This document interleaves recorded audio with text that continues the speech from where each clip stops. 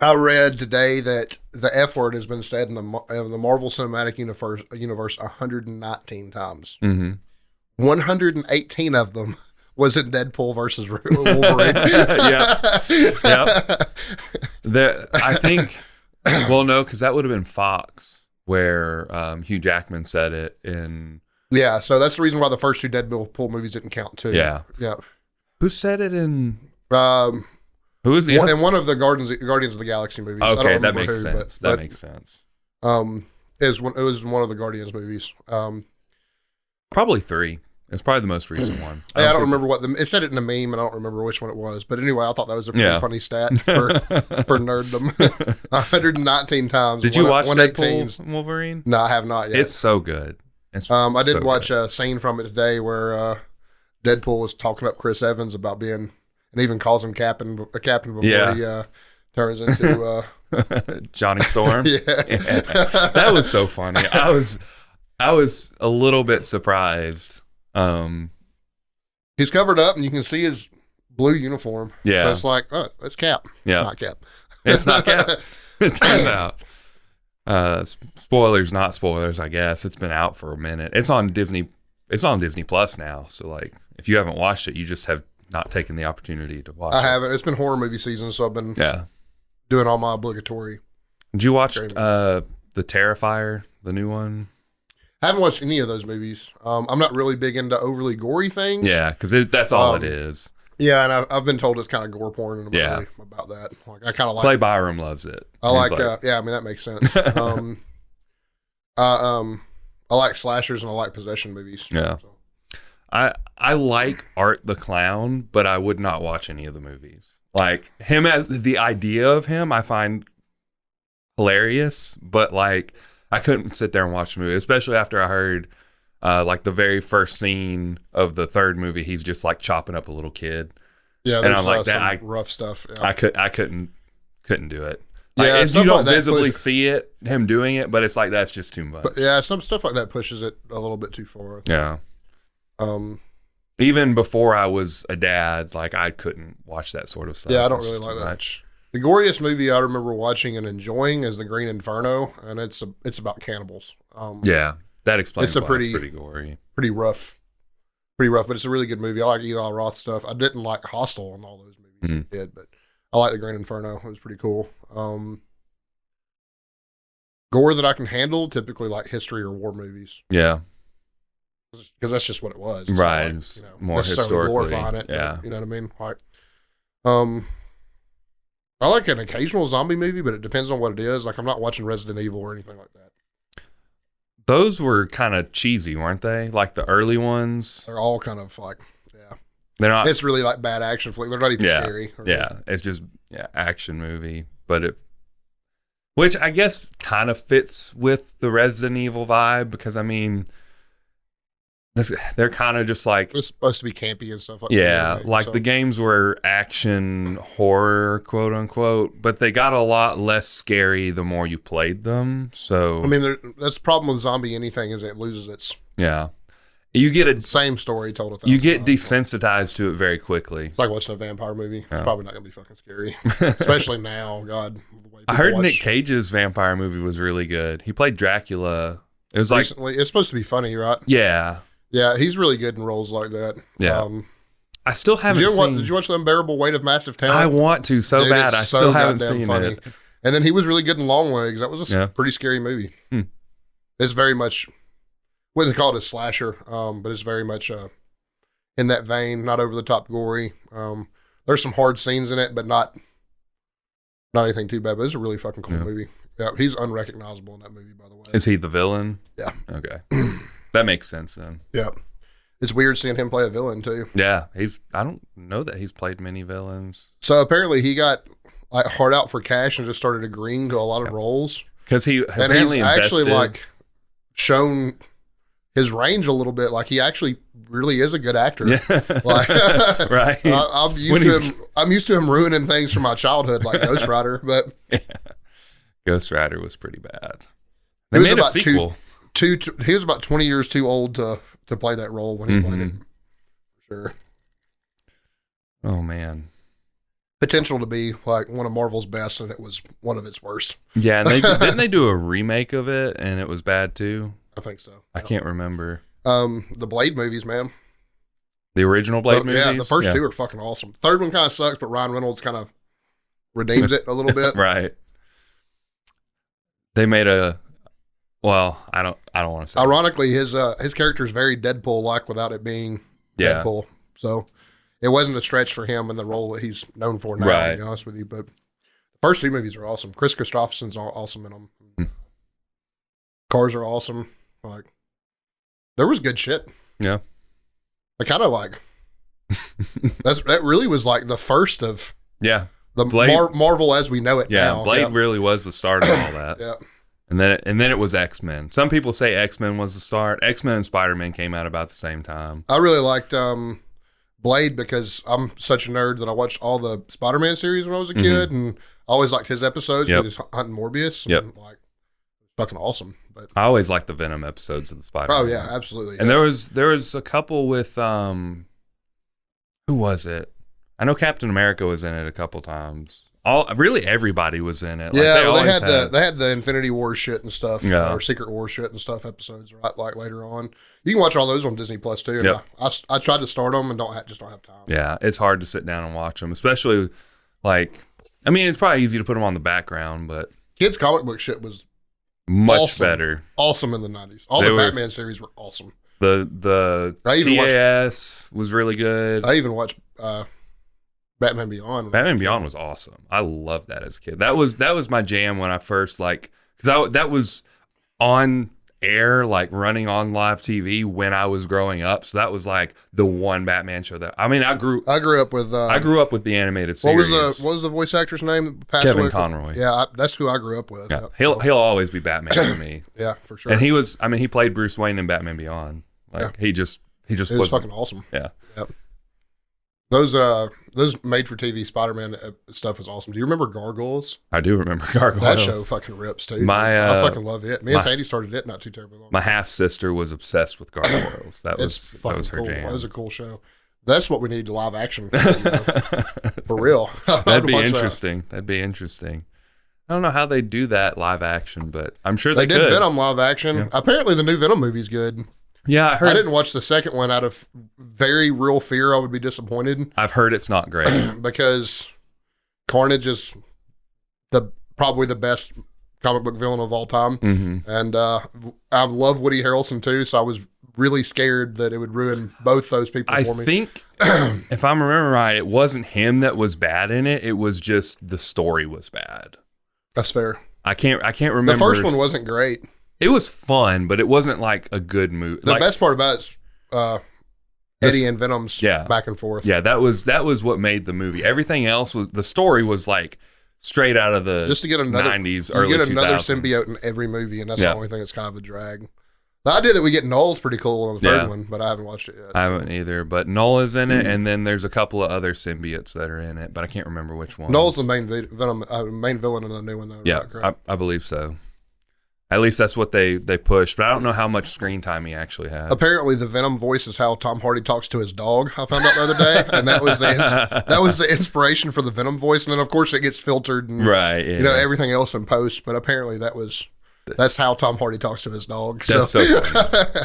The whole character of Venom, the symbiote, is based off of how Tom Hardy talks to his dog. Which he didn't voice the symbiote in the first movie. I found that out not long ago. He did in the third. He did in the second. I think in the second and the third, but not the first one. But yeah, it's. I don't think it matters when it gets that. I mean, like I said, it gets so heavily filtered. Yeah. The guy who voiced him in the new game actually passed away too. I forget his name, but he was a very popular horror villain or slasher. I can't remember who it was. Tall black guy. The dude that played Candyman. Yeah, I can't remember his name, but yeah, Candyman. Yeah, that's that was a big horror movie in the 90s. So I think he did mostly voice acting outside of that character. Yeah, but I don't remember his name either. That's the only movie I remember him. Yeah, I remember him from. Still is what it is. We had a whole nerd session. Me and Joey Miller 15. Both aspire to look like Venom still. Right. And he's a lot Eddie closer Brock. than I am. I feel that. Hey, he's about our size, to be fair. My whole goal was always to look like Batman, but like Batman in the comics, you've probably surpassed that. They say he's 220 pounds in the comics, and it's always depending on how the artist draws him. But I'm like, there's no way Bruce Wayne is 220 pounds with that much muscle mass. Like, I know he's ripped, but he's like 6'1", 6'2". He's 6'2", 220 pounds. I mean, Chris Reese is 6'4", is 240. So I mean, like you could probably do it. It'd be a very, very lean, very like I would have sub to be 10% body fat, 220. Yeah, but I mean, we are talking about a comic book character and a billionaire. True. He's on every drug. He can afford every drug. He can invent new drugs. Also, somebody that is historically pretty beat down and probably actually needs the drugs to be able to perform at that level. So, my only question is when the fuck does he have time to train? Right. I mean, he's up all night and all day. Doesn't sleep. There's always like, well, not always, but there's a few comics that have like montages of him doing training and stuff like that, and it's. I'm sure there are. I mean, there's a very long, very, very, very long history and anthology with Batman. Yeah. So Since sure the 40s. Yeah, I'm sure there's plenty of examples of. Me and you may be the only people that agree that the 40s, like. Even though there's like new technology in a lot of the new shows and comic books and stuff like that, and even the TV show we grew up watching, like technology was far surpassed when Batman was supposed to exist. Yeah. But like the 40s vibe from like the Tim Burton Batmans and like the comic books we grew up with is so much cooler than. Yeah, like this. It's like steampunk. It's like the cool new technology mixed with the old school. That's the reason why I told you that's why I like Archer, because it reminds me of those Batman TV shows. We grew up that makes sense. So fucking good. It's and it's over the top and campy, but and romanticized to a degree, but it makes it fun. Yeah, absolutely.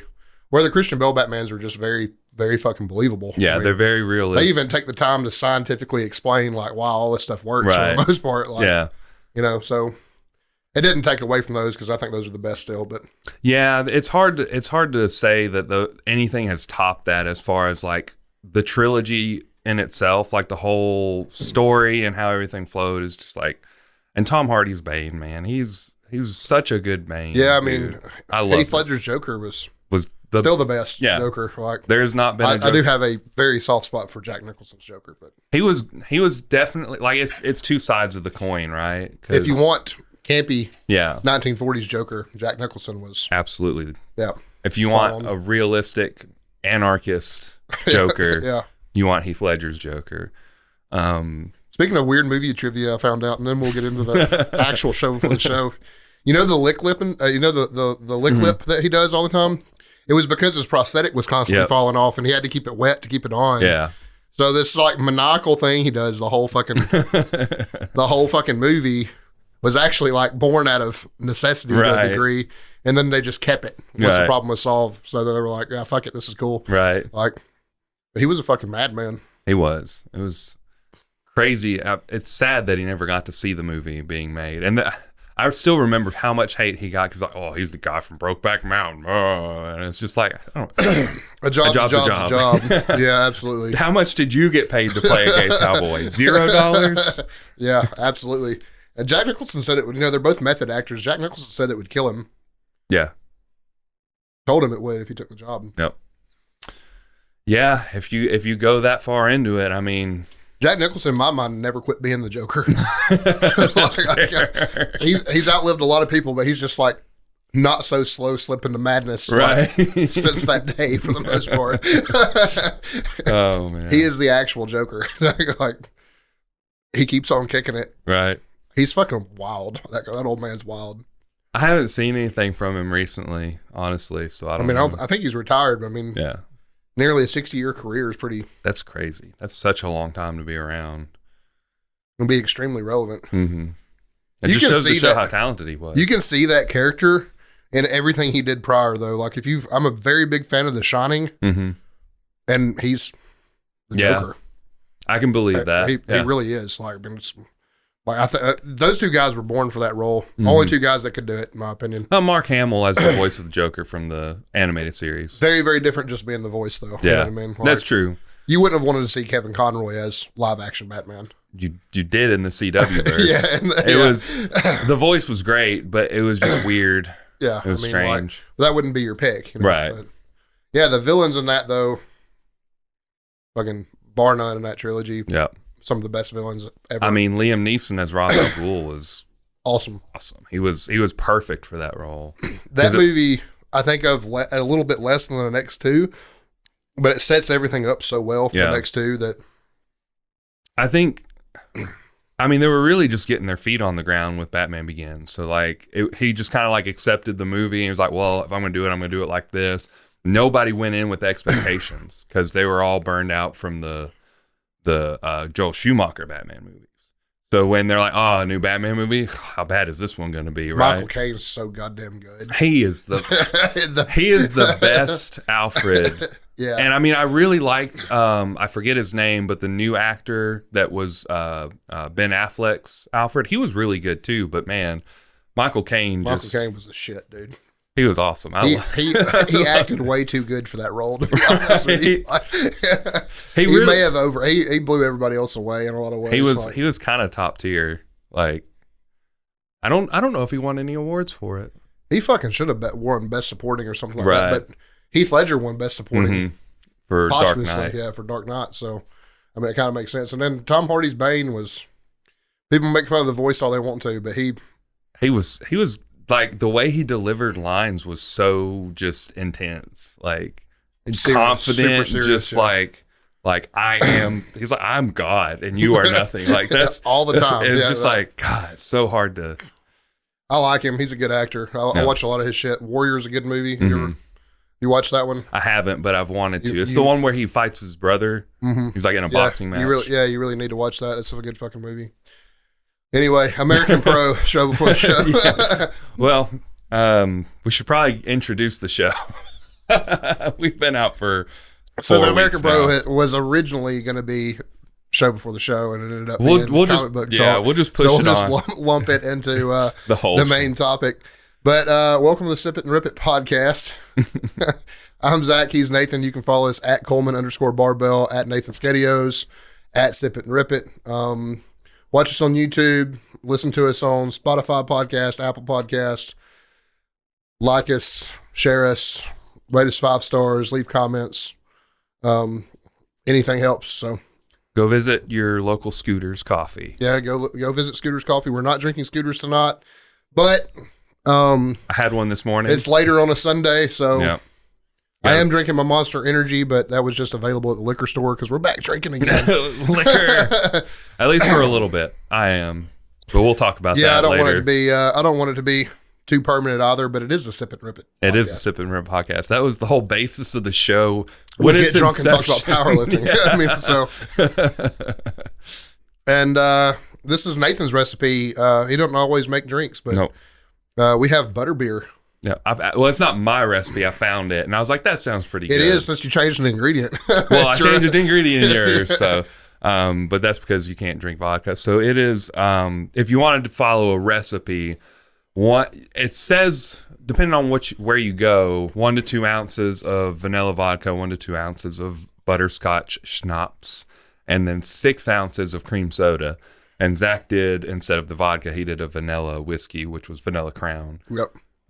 It's very good. It's very tasty. It's not very calorie friendly. I've basically chugged 2 already. So cream soda is very high in calories because it's all sugar. What, did we go full sugar? Yeah, because they don't have a 0 sugar cream soda as far as I know. Yeah, the A&W makes one. They do? It's really hard to. You're not going to find it at any gas station. Okay. The Shell station across from Burger King. Okay. Always has it. If Walmart has it or something, I would be able to find it. But they have not a big root beer drinker, but they have. I saw a 0 sugar root beer too, but I didn't see the cream soda. I would be interested in trying that with a better chocolate whiskey, because chocolate and root beer together tastes like a Tootsie Roll. That'd be interesting. I'm not huge on Tootsie Rolls, but it's mostly just the chewing of them that I don't. Yeah, flavor's fine, but the chewing is. It gets old. I don't like a whole lot of waxy stuff, to be honest with you. Yeah, I don't either. I really like gummy candy, but I don't like Laffy Taffies or Now and Laters or shit like that. Like the sour strips are fine. Sour Patch Kids are probably the best gummy candy. I'm okay with all gummy candies. I just don't want that chewy, just waxy. Yeah, I don't want the Laffy Taffy texture ever. Yeah, it's gross. Yeah. Tootsie Rolls pretty much being the only exception to the rule.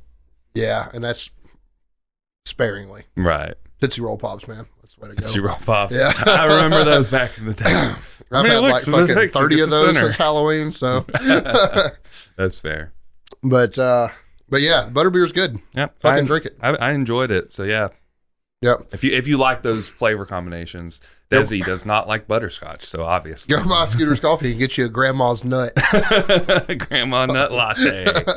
It's not my favorite. I know you enjoyed it, but I wasn't a huge fan. I got the cold brew. I like cold coffee, so I had the. It was good. I cracked espresso. up trying to order it, and the guy that took my order was a little pissed off at how completely fucking tickled I was by saying grandma's nut. Can I get one grandma's nut? I mean, it probably took me 30 seconds to get the words out of my mouth because I was laughing so hard. But it was good, admittedly. Yeah. Thank you to Scooters. I really enjoyed the frosted sugar cookie latte. It was really good. And then they had another one as a mint mocha, which was also good. I've never had anything by them that's bad so far. Yeah. Nothing has been bad. I've had my preferences. I still think my favorite one has been either the Galaxy or the Turtle latte.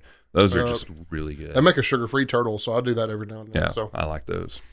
Pretty solid. Peanut butter power, too. Yeah, peanut butter power. I haven't had one of those in a minute.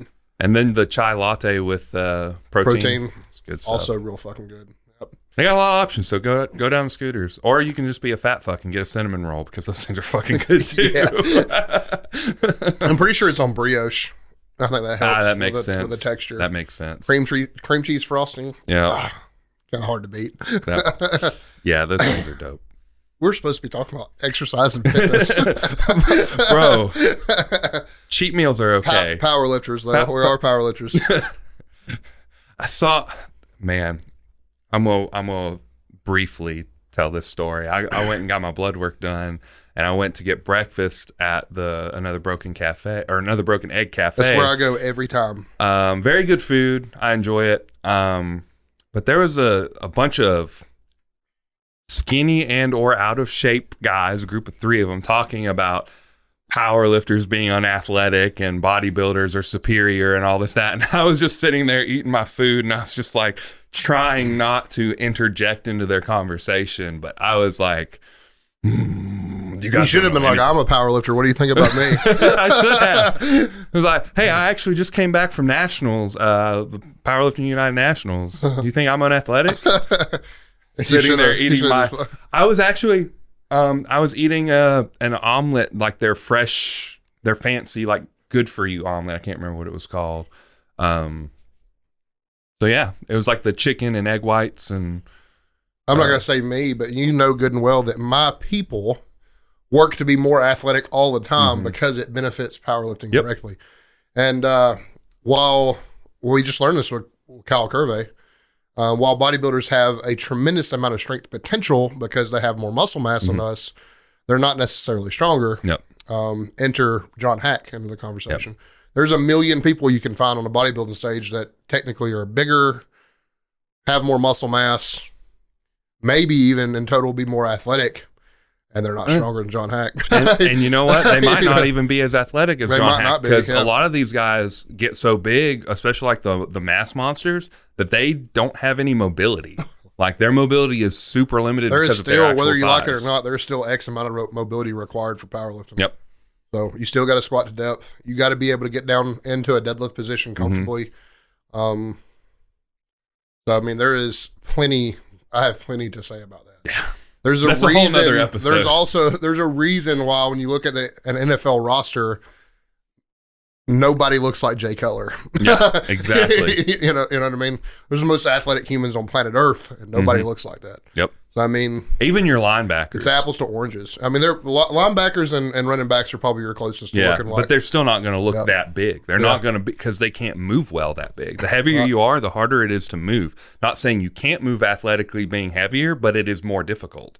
You have to train not only to maintain size, eat to maintain size, but also train athletically. I mean, you have extremely athletic defensive linemen that, are 300 plus pounds, but they're also 6 foot plus and carry that weight really well. So, like, I hate to say that they're just fucking wrong about that. I mean, it is what it is. That would have been a conversation I would have interjected in and I've been like, fuck y'all. I mean, I don't blame you at all. I feel You're like lucky you wasn't with me because I would have been like, I would have laughed. I would have sat back and watched and listened and been like smiling the whole time. But I'm not gonna interject into somebody's conversation, even if they're let's wrong. be real. When somebody's having a conversation like that in public, they want to be heard. I guess that's true. Especially if they're being loud and boisterous about it. They weren't being super loud or anything, but they were loud enough for me to hear them. So, but they were also literally right next to me. I'm also guessing all three of these people were pretty far away from being on a bodybuilding stage, too. Or a powerlifting stage. Yeah, exactly. They look like they may have gone to the gym once in their life. Those two groups of people don't dump on each other that much in real life. Like, I mean, it's for sure. Like, there's so many crossover athletes these days that most people just here. Think about Eugene and how good he looks. Yeah, Eugene's fucking stacked, dude. If he I mean, he wouldn't have to work on his conditioning much, but if he was going to do a bodybuilding show, he could probably go in 10 to 12 weeks and just do conditioning and place. Yeah, like he would do very well. He's a very, very, very just locally in Alabama, he might just win. Yeah, like I mean, because Alabama is just not a great state for bodybuilding. But I mean, he looks. I mean, I have a lot of bodybuilding friends, and Eugene looks just as good as they do. Yeah. I have a friend that won Mr. Alabama. Right. Eugene looks just as good as he does. Right. Not as well conditioned, but I mean, like I said, 10 to 12 weeks will get you there. You'll get that conditioning. He's got the mass, he's got the size, and he stays relatively lean. I think that's funny too, because as powerlifters, and especially my team, we work every day to be more bodybuilding like and less powerlifting like, because that type of person wins more often now.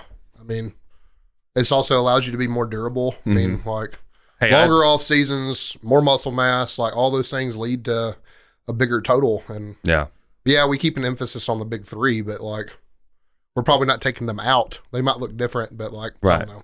We've talked about that 1,000 times. That's like a fucking rant that you're only going to hear people that don't know what the fuck's going on talk about something like that. Bodybuilders and powerlifters are never going to fucking dump down each other's throats like that. It might look different. They might.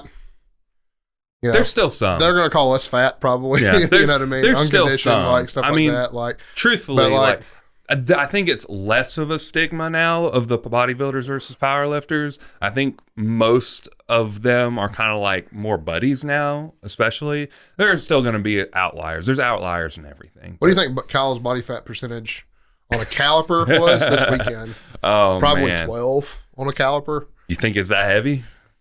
I'm like giving bodybuilders credit here and saying that he was that, but honestly, he's probably 10 or under. I think 10 is a very reasonable. He's 308 with visible abs. Yeah, like he's. So like I'm talking about a caliper number, not like no visceral fat included, because bodybuilders hate to talk about visceral fat, mainly because it drives that body fat percentage up too much for them to enjoy that conversation. But yeah, caliper tested. Yeah, he's 10% or less. Yeah, like, for sure. John Hack definitely is. I bet you Jawan is. Yeah, most likely. Jawan's just like a wall of muscle. So fuck that conversation. We have something bigger to recap, and we need to stop our nerddom and our rants. We want to do PR songs? Yeah, PR quick? songs first. Yep, for sure. Or do we do the gym this week? I'm good with either one. You want to do gym this week first? Well, I got PR songs pulled up, and I've got two specifically. I've got like a ton of them that I've been listening to over the past 4 weeks that we've been out. I think it's been 4 weeks. At least 3, if not 4. But the most recent one that I've really gotten into, and it's not super heavy, is Passenger by Chaos Bay. You probably never heard of Chaos Bay. They're very like... I think I do have some Chaos Bay. Do you? Okay. They're very like... I would say they're the soft side of metalcore is probably the best description for them. The album, I think it's 2442. It's like a concept album. Really cool concept. I really like it. But that song is the only song that I really actively like to listen to. Like, I won't go out of my way to listen to it because I enjoy it. The other songs on the album are kind of like, they're a little softer, and they're a little... This one is the most like up song, I guess. But really good. Really enjoy it. I've actually got a ton of new music. But it's fucking the Mars Volta. Did you listen to the Mars Volta? It's fucking weird out there. I know stuff. Of them. Definitely much more on the rock side, not super heavy at all. This band's like the Mars Volta meets like Genty metalcore. Okay. They're called Via Nova, and they have a song called Mas Rapido, and it's fucking awesome. It's weird. Rapido? Yeah. More rapid, more fast. Okay. Yeah, but that song fucking rips. It's weird. It's out there, but it's really fucking good. Fucking listen to it. Second one I'll go with is actually, and I'm going to say this now, it's going to be my third deadlift song at my next competition, is Bail It by Slaughter to Prevail. I don't know if you've heard that one Yeah, I've yet. heard Bail It. Yep. So a little backstory on that song. It is about the graphic, or not graphic novel, the manga Berserk, which is a very fucked up story. But most of the lyrics come directly from the intro song to that anime, because there's an anime and a manga. The manga is just run longer, I think, but it's very cool. I love that song, and it's probably my favorite Slaughter to Prevail song to this day. I like Slaughter to Prevail, and that's a good song. That's actually one of their best that they've released in a long time. Because even though I'm a big Alex Terrible fan, I think their music kind of blows a lot of the time. Their music was much better than that. It's much, much better. It's picked up a lot. Band I've put on a couple of times. They have a new EP called Moments of Misery. It's a band called Heavy Hitter. And the very first song, I'm going to turn my volume down so I can read this first lyric. The name of the very first song is Deposition of Violence. And it starts the whole record with the lyric, "Get fucked." Hell yeah. So, fucking listen to it. That's awesome too. Let me see here real quick. I have a third. We got time for a third. Yeah, why not? Don't like the new singer as much. The old singer got canceled because he said some things that may or may not should have been said. I'm not going to weigh in on that. I'm not going to get into it. You can look it up if you want to. The Art is Murder has a new single called Through Blood I Purify, and it fucking rips. Okay. With the exception of the new vocalist is a little bit worse than the old one. So I was kind of worried because I saw Killswitch Engage is releasing a new album. I think they put out a new single, and I was like, oh no, did Jesse say something bad? Because I haven't listened to it yet. But why would he have said something bad? You said something about that. I thought you were going to lead into Killswitch Engage. But because I didn't know, I haven't heard it yet. I like Jesse Leach, Killswitch Engage, but he's never been able to capture the awesomeness of his successor, technically. Well, yeah, I mean, he's never... And predecessor. Yeah, I mean, he's never been as good... I don't think he's ever been as good as Howard, and he's never been as good as he was on that technically that second record, but... Is it Just Barely Breathing? Yeah. Is that the name of the album? So... I think they got a lot cheesier and a lot softer with Jesse, to be honest with you. But I like Jesse Leach. I always support Killswitch Engage, but the likelihood of me just like being like all about it is probably pretty fucking slim. Yeah. So. Howard's just such a good vocalist. Like all aspects of his vocals are really, really just great. I've listened to a lot of his new shit with other bands and stuff, and I like his part in all of it. Yeah. Those Fear Factory guys manage to start new bands all the time. I don't know why people keep listening to them, but Howard's, the best part about that was him. I can't remember the name of the band right now. It's had two names because they had to change it legally for some reason. I don't know who I just remember the project he did with Jared Dines. I can't remember the name of the band he's in with the Fear Factory guys, but goddamn, I wish they would quit. Fear Factory has exactly one song that I like, and I can't remember the name of it. It's old. Fear Factory, dude. I just don't know. That's one of those bands that's just fair. It's got a little fucking weak. Yeah. But yeah, I mean, those are my three entries. Those are fucking good ones. So. Yeah, I'm good with my two for now. So. Jim, this week, you got to re-experience the introduction of volume. Yeah, it was pretty rough. First day of deadlifts. And to preface this, I had not, I had come off testosterone completely because I was trying to let my body kind of like get back to a TRT level to where I was taking TRT. And I had donated blood. So not the best setup for deadlifts. And I think I pulled 495 for a couple sets of 5 or 4. So it was very weak. Did not feel good. Also just coming off of being sick the week prior. So a lot of things against me. The whole week was challenging. I did get a really good leg pump and glute pump on Monday. Tuesday was bench press. Bench sucked. I think I was working with like 315 and I barely hit like 5 or 6 reps. So everything's just like feeling awful. Did leave with a a huge tricep pump from Smith Machine tricep extensions into superset into bench press. That was the most brutal tricep work I've done probably in my life. It literally made me sore for 5 days.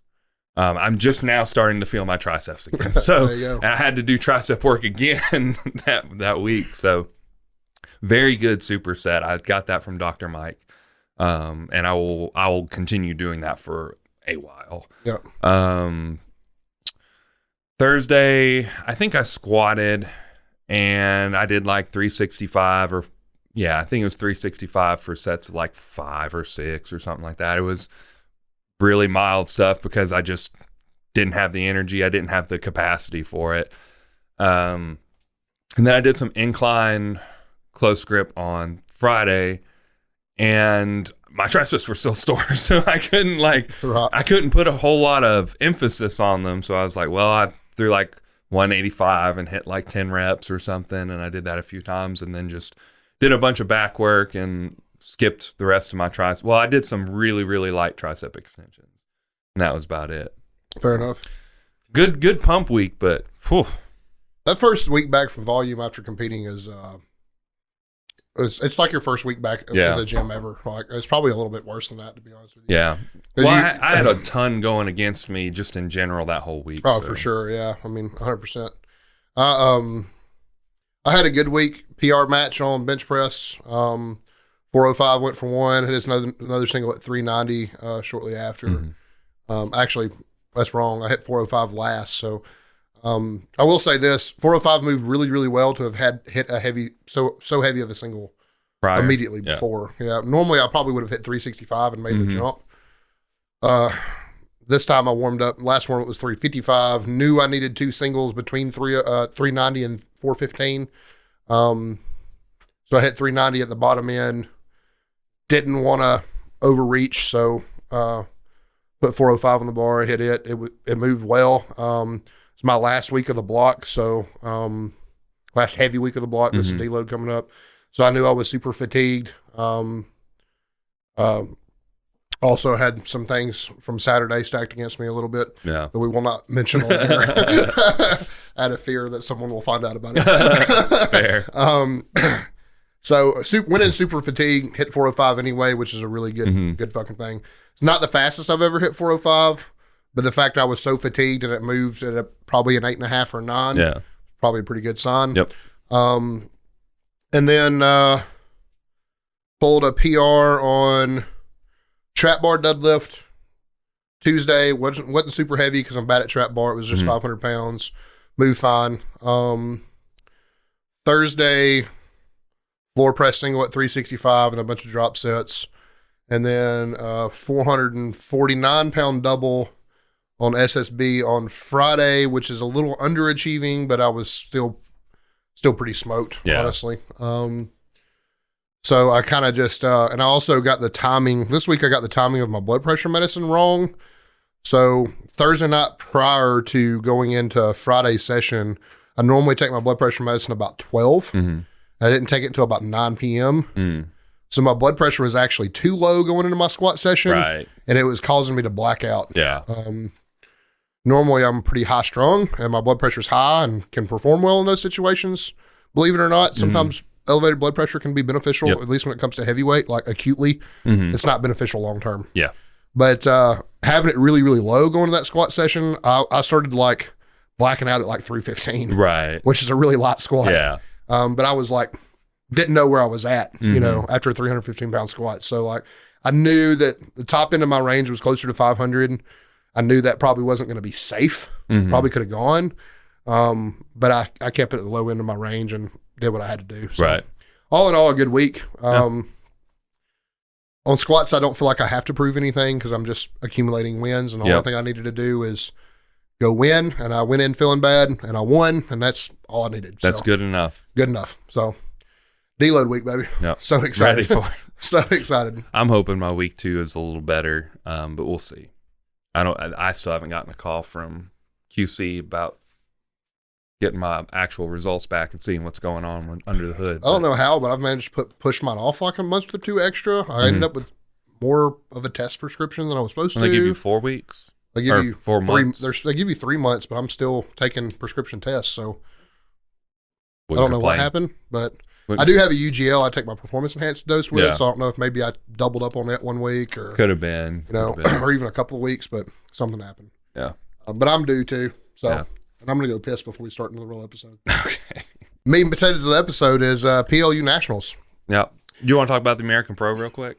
You want to get it out of the way first? Yeah, I figure we can just talk about that first. Yeah, absolutely. I mean, you know more about it than I do. I didn't watch a whole lot of the tested side because I didn't have any people I was invested in, to be honest. I was tested, so who wants to see a national record 308-pound bench press? I mean, some people do. Kidding. Some people care, but like I'm mostly kidding. I mostly keep up with the untested guys because that's where I compete. So like that's what I want to watch. Honestly, untested guys. I mean, tested guys. If I keep up, it's USAPL or Powerlifting America. Yeah, because they just have more competition there. Sure. But the guys I was most interested in watching: Patrick McGuire, Kyle Curvey, Juwan Garrison, Justin Zottel, and then Brianni Terry were kind of like the people that I was keeping up with. There were a couple guys. There was a local Alabama lifter that was up there. He did pretty good. I watched him what I could, but I also had to leave before deadlift, so I only got to see squat and bench mostly. But man, the coolest thing, and it's kind of crazy because if John Hack was there, John Hack would have won. Just looking at the dots of John Hack, he would have won on a bad day. He would have won with the flu. Like just being very realistic, John Hack would have just walked away with the money if he showed up. I don't know why he didn't, but he didn't. But it was really, really cool to see like some of the battles. Brianni Terry didn't have a whole lot of battles to fight. She kind of just won by showing up.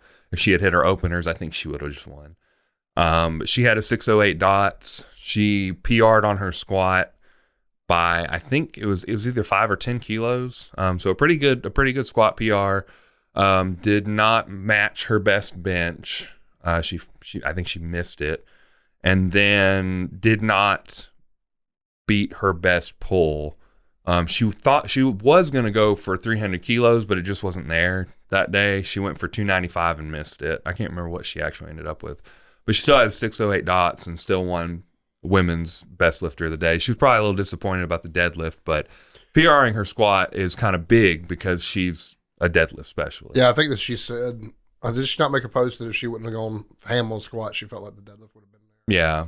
I mean, but she also said in the same post she competed like 5 times in the past 15 months. Yeah. And she became a pro bodybuilder in those same 15 months. So like she's had a very busy year plus. So I mean, shoot, she's one of the best female lifters of all time at this point. And in 2 sports now. So. Yeah. So total props to her. I always enjoy watching her lift because she's cool. But Kyle Curvey just fucking blew it up, man. And I was rooting 6'11" at 308 is stupid. A bench press, yeah. It was not 6'11" dots. Oh, his dots, yeah. Like that's fucking stupid. He benched. I think did he bench 600 or was it low 5 or high 5s? I think you did bench 600. I think that makes him the second man in history to do 900. I think it's just him and Jesus to go 906 on squat and bench press. And he hit an 870 something deadlift. He had a 2,400 total at 308. Freaking nuts, man. Like I got goosebumps when he was squatting, man, because his first 2 attempts looked like warm-ups. I was just like, holy shit, this is nuts. He finally showed a little bit of struggle on his third squat, which was 920 pounds in sleeves. Like, nuts. Yeah, I think that to do that and weigh probably 80 or 90 pounds less than Jesus is pretty fucking wild. Right. Obviously, he's untested, so, yeah, but still, like, damn, bro. Well, that's a big body weight difference, and I think he can go 25. I think he will. I honestly think he will. Jesus, I revised what I said. Jesus is the only person in history to go 1,609. Okay. Powerlifting. There have been people total. Dan Bell still got him in total by a little bit in reps. Did Dan do 2552? I think so, but it was in reps. Yeah. And I still don't think he had 1,609. I think he went over on squat and deadlift and under on bench press. Very easy to find this information out. All that's true. Is Dan Bell. So I mean, that pretty much puts in a weight class lower. That pretty much puts Kyle in terms of total, like top 5 best raw totals all time. Like, is that not? That's very accurate to say, isn't it? That he had best. He's top 5 totals all time. I'd have to see, and I can real quick just to verify. But Dan, it looks like he went in raw. He went 1,609 for 2485. That's his best sleeved. Maybe Jesus was the first to that. Wraps he hit 1113, but I don't know what his total. So you pretty much only have 2 men in history that's done what Kyle came very close to doing. Yeah. Again, he went over 900 on his deadlifts. Is that correct too? No, he went 880 or 870, I believe. Let's do by total. Dan Bell's top total 2606 in wraps, and then Jesus Oliveras is third. That may be that. Yeah, so he's not Jesus. Excuse me. Jesus Oliveras 2540 is the best total that he's put up. And he went 1,609.03 in sleeves. It has to be the greatest. Can you look it up on Open Powerlifting? Is it not the best 308 total of all time, though? I'm right here, so I just have to see. I mean, it was because it's an all-time world record. No. Apparently, Shane Holler has also a 2430.6 total. Wraps. Okay. So in sleeves, yes. I mean, it's the greatest 308 total of all time. Sleeved. Ray Williams might have him beat 2452. Yeah. So Ray Williams. That's pretty fucking elite company though, because that's the best squatter on the planet. Let's just instead of raw plus wraps, let's just do raw. Let's see where. So Kyle Curvey for sleeved is number 4 all time. He's a little further down the list than I thought he'd be, to be honest with you. That was his third powerlifting. Third powerlifting. That's all you got to say about that. How many people just improve massively from their third to their fourth meet? I mean, I have no doubts that Kyle Curvey is going to break 2,500, and it was historic, regardless. Yeah. He made his name known when he competed. I guess it was yesterday. Loudly. Yeah. Yeah, that was he won the money. He won sleeved. Jawan was second, and he beat Jawan by like 30 dots points. Jawan did not have a good day. Jawan on a good day is there's probably only one man on the planet that can beat him. And that's hack. So Jawan's squat day. Set him back a little. Yeah. If he had, and I know his whole goal when he went in was just to beat John Hack's world record squat in the 198 class. That's all he wanted to do. And he went for it on his second attempt, and it was just too much for him. And he tried again on his third, and his hips shifted forward, and he never had a chance as soon as his hips came forward. So it was very, very unfortunate because I was rooting for Jawan for the whole thing. And I wanted Kyle to do well too, but like I was... Jawan's hometown hero, though, and gets brownie points that, as much as I'm a fan of Kyle, that Kyle probably won't ever get from him because he's not from Montgomery. Right. You know what I mean? Exactly. So, I mean... He also doesn't fucking lifting his fucking kitchen. Yeah, absolutely. His living room. I don't know, man. I'm always going to root for Juwan. I don't have any guilt about that whatsoever. Yeah. I mean, he's only, a person removed from me. Yeah. So, like, don't know him personally. I know you talked to him on Instagram a little bit. But, like, we're very, very, very close to him being in our circle. And that's somebody I'm just always going to root for. Yeah. So I love him. He's a great guy, super funny, super chill, just very easy to talk to. He's very down to earth. So that's always in my book gonna put you up for me. Yeah. You know what I mean? That's actually what led to us not following Death Grip Derek. Yeah, because he was just like shitting on Juwan. Like, that's the guy that deserves it the least. He shit on Juwan. He shit on Joe Sullivan. Like, there was so many good people that he was actively shitting on that I was just like, I don't care anymore, man. It was fun when it was like, just kind of like, he was really just picking at like the audience, the viewers, whatever you want to call them. It was fun, man. Yeah, he was just like picking at them. They'd send him questions. He'd like pick at the questions, like, "Hi, that's funny." Like, but then when you actively start attacking other people and like kind of maliciously too, it gets to a point where it's like, this isn't funny anymore. Somebody can't handle their not ignores. Yeah, for real. That's he's still one of the greatest of all time too. Yeah, I mean, I think he's the best 242. I can't lie to you. I love watching that guy compete because he fucking shows up. Yep. That's one thing you got to say about him is he shows up when he shows up. Best 242 in sleeves, I think. It's either him or 22 or 2300 plus, I think, in sleeve. It's him or Jamal Brown, or them two are like, as far as sleeve goes. I do kind of miss him dumping on Jamal a little bit. Butterfingers? Like, poor Jamal, man. He didn't do anything wrong. He didn't, but like, I don't know. It was that was entertaining when it was just that was entertaining. But Jamal also, I feel like he took it well, and he just kind of was like, whatever. I wonder why Derek never does. He's never done American Pro, has he? I don't think so. But kind of, I would like to. I mean, because he knows he's going to lose to John Hack. I mean, yeah, but him being a lighter weight lifter, it stands to reason. I'm not saying he's going to win, but he actually has a better shot than most people. Yeah, So I don't know. I think he does out total him, right? Or John Hack slightly. I think maybe a little bit. I don't know. John Hack's best is 2300, isn't it? I think so. Yep. So if he does, it's by a few pounds at two weight classes up. So. Yeah, probably one weight class up now, for being honest. But if he still has the same strength at the lighter body weight class, there's so many things that factor in that. But he's still one of the greatest of all time, and it's hard to argue with it. Yeah. Only other person that I wanted to touch on was Justin Zottel, who went in with an injury and still fucking won the wrapped division somehow. And man, like, his first squat, you could tell he was in pain. He jumped up like 50 fucking kilos.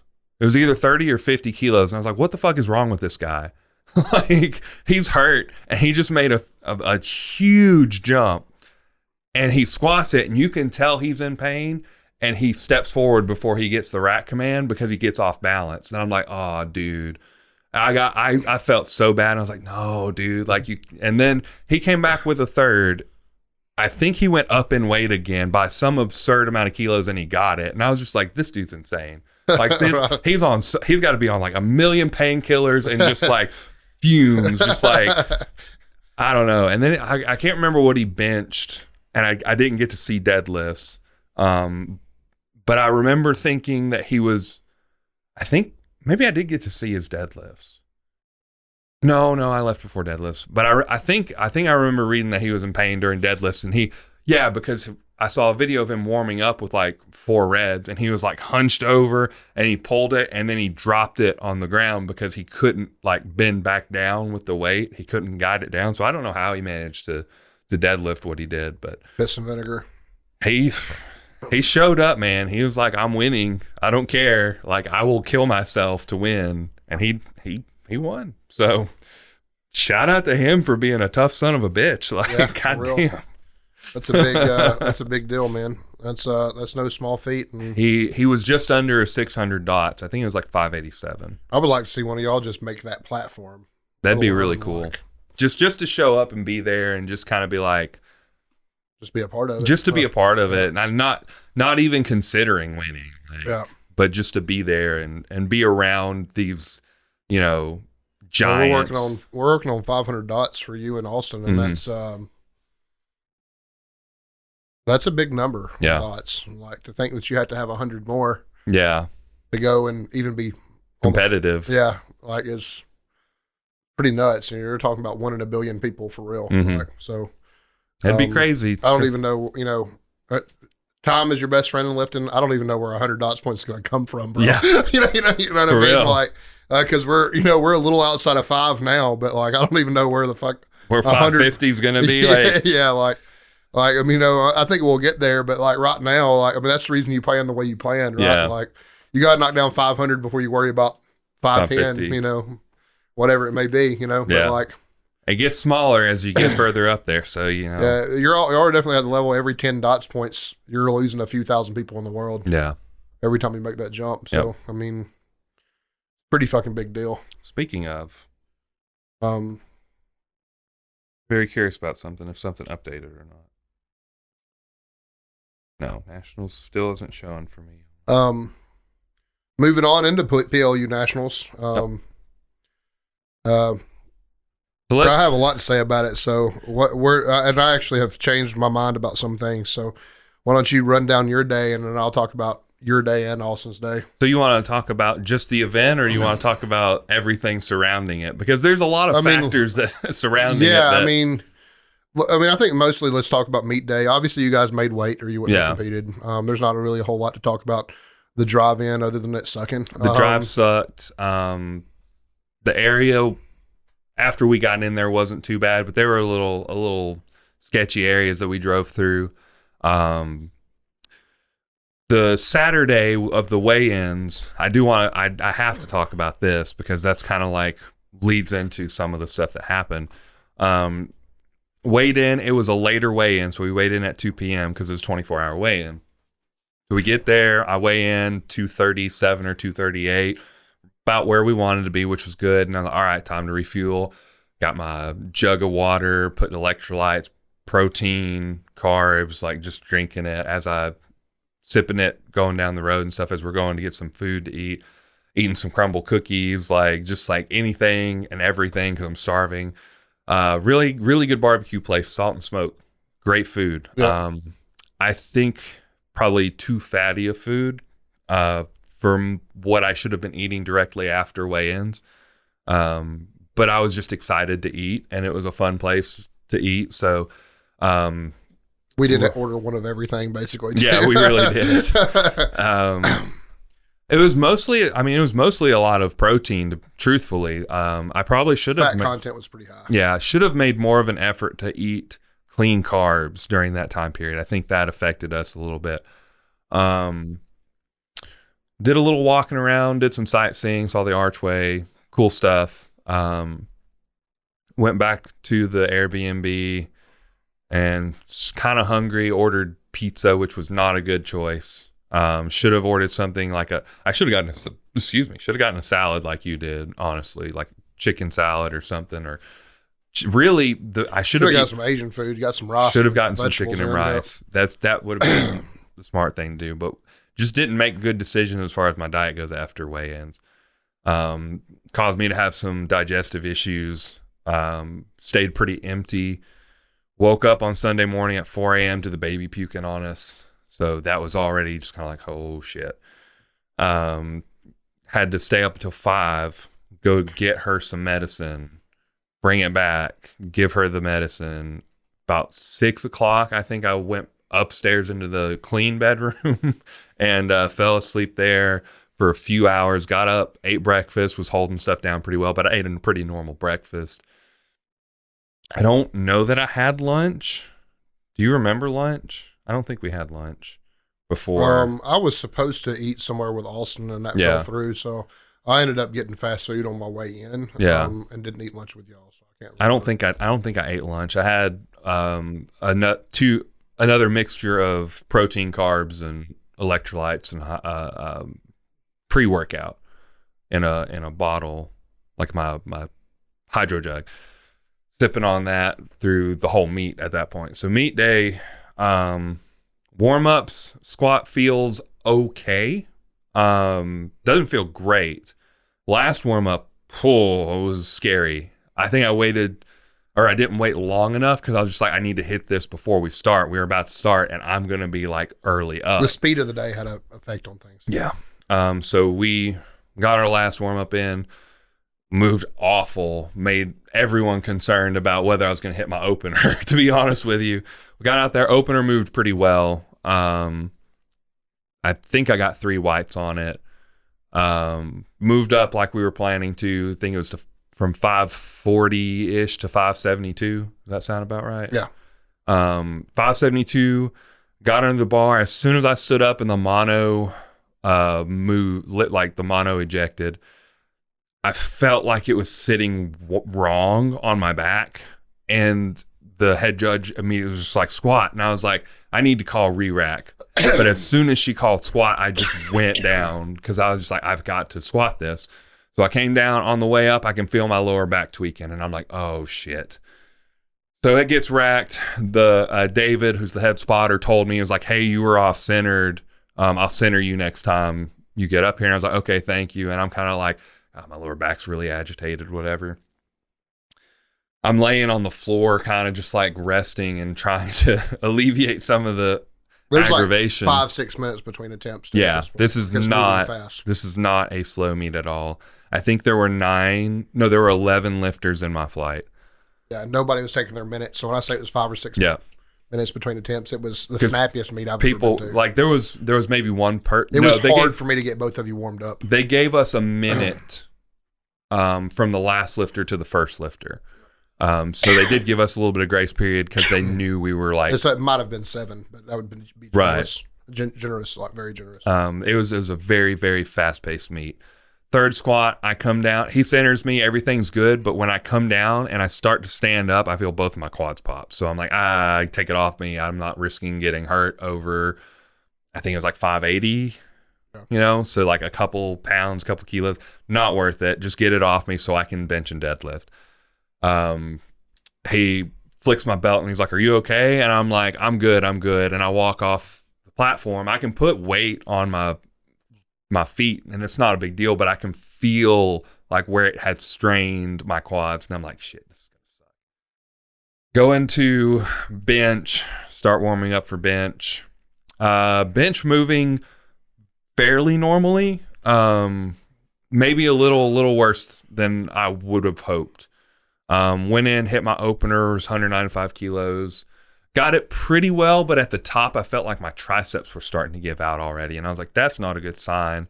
And I looked at you and I was kind of like indecisive about up or down. And I was kind of like, how did it move? And you said it moved like we should go up. And I said, if it moved like that, I guess let's go for it. Went for 454. Did not come. It came off my chest and just my triceps were done. Just didn't have it that day. I didn't have the capacity for it. Strength wasn't there. Fuel wasn't there. I had taken a shot of iridescence before squats and before bench.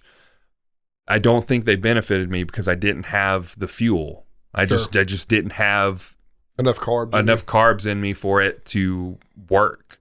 Or maybe it saved what I was able to do. And it was like, that's just all I had. Like, I used that up, and it was like, well, you used up this injection, and that's it. Like, you got nothing left in there.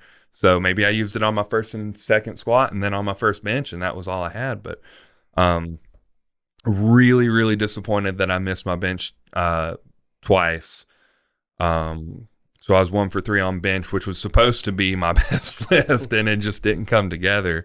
We kind of rallied a little bit for deadlift. We were kind of just like, we got to do this or we just lose. And I like my opener, I was worried about my opener. I was like, I got to pull this or I'm not making a total.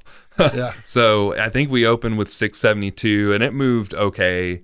Not snappy, but it moved and we were comfortable making a jump. I think we jumped to, it was 302.5. Did we do 312.5? Does that sound about right? It all down, I think so. Everything was a down call.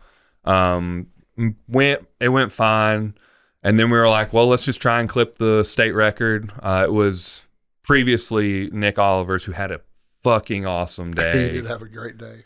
He was back there with us. I was happy to have him. He was actually really, really awesome to have. He was in Austin's flight, so he was warming up with Austin. Very, very cool guy. Very glad to meet him in person for the first time. So I went and I pulled it, and by God, I was just not gonna let go. Like, I just told myself, I was like, I didn't hit my third squat, which made me like not as mad as anything else. I was like, I didn't get my state or national record on bench press that I wanted. I have to come away with something. So I am just going to grab this bar.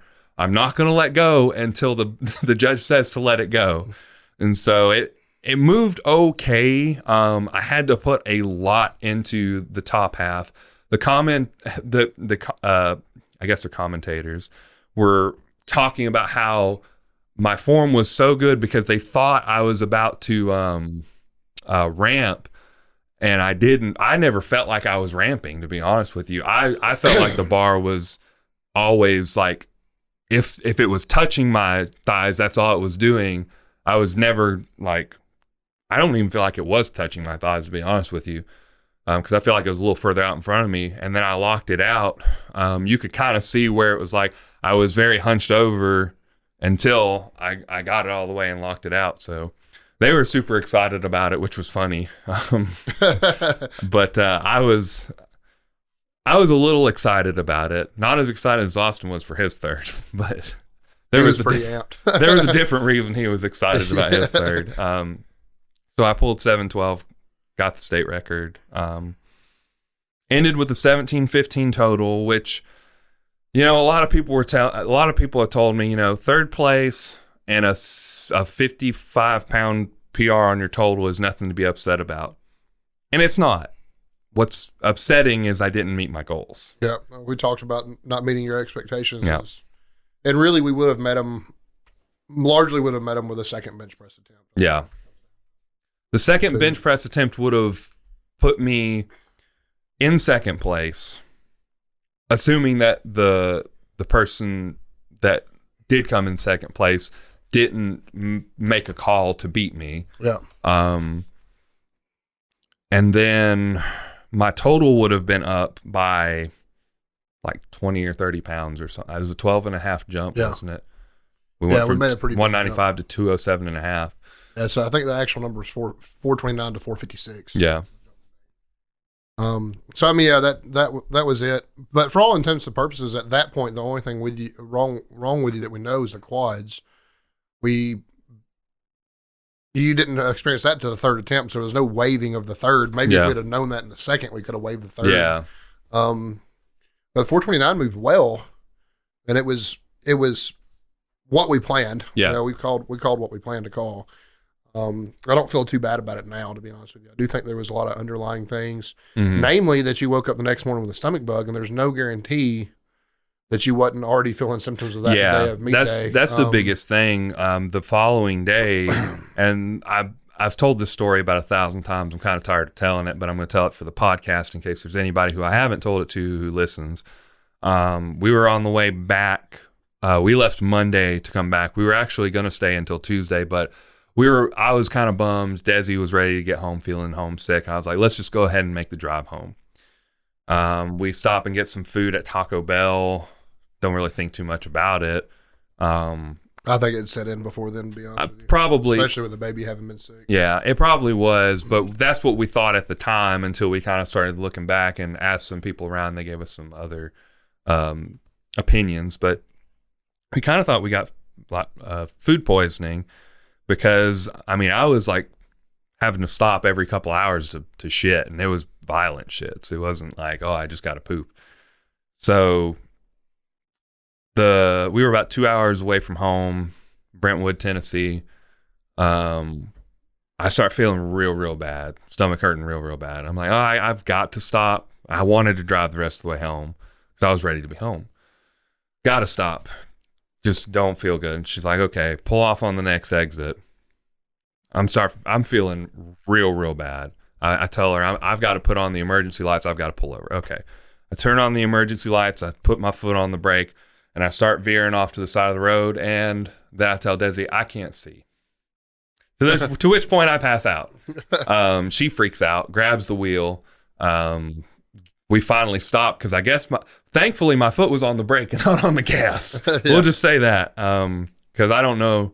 Surely she would have thought to pull the emergency brake to get us stopped. But yeah, so passed out for a good 30 seconds, maybe more, maybe less. Don't really know. All I remember was I don't remember her beating on my chest, yelling at me, none of that stuff. All of it just completely blank. I remember coming to and slamming the car in park and being like, I can't breathe. And I open the door, take my seatbelt off, and I fall into the grass. And I'm just like laying there breathing because I feel just awful. And Desi gets out of the car and is like, "What? You got to get up. We got to get out of here." Like, and I'm just like, I can't breathe. I just got to lay here and breathe. And eventually, 15, 20 seconds, I catch my breath. I'm like, okay. And I get up and I get in the passenger seat. We go to the restroom or the closest gas station so I can go to the bathroom and kind of take care of myself. Come out. She said, I found a hotel. We're staying here and we're just going to come home tomorrow. And I said, that's fine. We get into the hotel, get checked in. She's starting to not feel good too. About maybe 5 minutes after we get into the hotel room, she starts throwing up. So I'm shitting, she's throwing up. Like, we're just constantly trading off the bathroom every hour or so. Anytime I take a sip of anything, water, Sprite, doesn't matter. It's coming out and it's coming out violently. So we have the worst, and that's one of the reasons why we think now that it's norovirus. The baby had noro. She threw up on us. We got it. We showed symptoms the next day. Because noro is supposedly, it comes and goes really quick, which it did. It took about a day. And it's the worst sickness you will ever feel, and you'll feel like death for the entire 24 hours that you have it, which we did. So the next day, I woke up, went to the pharmacy, got some Imodium. We both took it to hold us over until we could get home pretty much. We get home. She says, I'm going to take the baby to my mom's house so that we can not have to take care of her while we're feeling this way. And I said, that's perfect. I fall asleep, and I think I slept for most of that day. Finally woke up around like 7 or 8, starting to feel a little normal. Eat some food. It's holding. Don't feel like I'm dying anymore. So, yeah, big struggles. Yeah. And that bled into, obviously, the training this week that happened. So, been pretty rough. Yeah, I mean, I got it Tuesday after my session. Yep. So, I was unfortunate enough to get better and rehydrate just in time for my session Thursday morning. So it was rough. It was a rough, I would say 12 to 18 hours for me. Yeah. And it definitely had lingering effects in terms of hydration for the rest of the week. It was very, very hard to keep up with food and hydration at that point. But it was a rough one. But yeah, I really think that there was probably some low level symptoms the day of. Yep.